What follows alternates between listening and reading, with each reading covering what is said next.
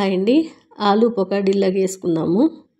Morning గోకరకాయ చేశాను. ఒక్కొక్కరికి ఒక్కొక్క కర్రీ అండి. గోకరకాయ చేశాను. కొంతమంది గోకరకాయ తినరని ఇలా ఆలు ఫ్రై చేశాను. ఆలు ఉడికిపోయింది.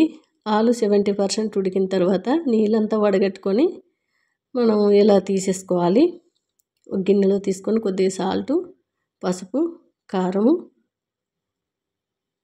గరం మసాలా, కార్న్ఫ్లోరు ఒక 3-4 స్పూన్ల వరకు తీసుకుంటే సరిపోతుంది. కొద్దిగా వాటర్ పోసుకొని ఆ కార్న్ఫ్లోర్, ఉప్పు, కారం అంతా కూడా ఆలుకి పట్టేటట్టు కలుపుకొని వేడివేడి ఆయిల్లో డీప్ ఫ్రై చేసేసుకోవడమే. మా మనవరాలకి ఇలా చేస్తే చాలా ఇష్టం అండి. లంచ్ బాక్స్కి కడితే చాలా ఇష్టంగా తింటుంది. అంతేకాదండి, సైడ్ డిష్గా డైలీ కూడా ఇది చేసుకొని తినొచ్చు. మనకి ఆలు పిల్లలకి పెట్టొచ్చు, తినొచ్చు. టేస్ట్ కూడా చాలా బాగుంటుంది, త్వరగా అయిపోతుంది కూడా. ఎవరైనా వచ్చిన స్నాక్లకు కూడా చక్కగా ఇలా వేయించేసి సైడ్కి పెట్టి టమాటా కెచప్తో బాగుంటుంది.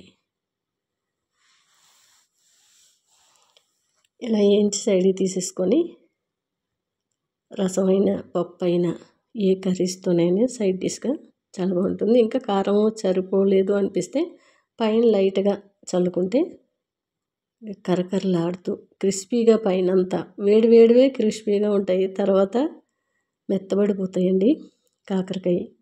కాకరకాయ ఫ్రై చేశాను. ఒక్కొక్కరికి గోకరకాయ, ఒక్కొక్కరికి కాకరకాయ. చాలా టేస్ట్గా ఉన్నాయండి 3 కూడా. గోకరకాయ కర్రీ కూడా ఇప్పుడే చేశాను, ఆ వీడియో కూడా పెట్టాను. ఎవరికైనా కావాలంటే చూసి చేసుకోండి. టేస్ట్ అయితే వేరే లెవెల్ అండి, అంత బాగుంది. కాకరకాయ ఫ్రై కూడా బాగుంది. ఆలు కూడా బాగుంది. మా మనవరాలకి ఆలు అంటే చాలా ఇష్టం అని చేశాను. టేస్ట్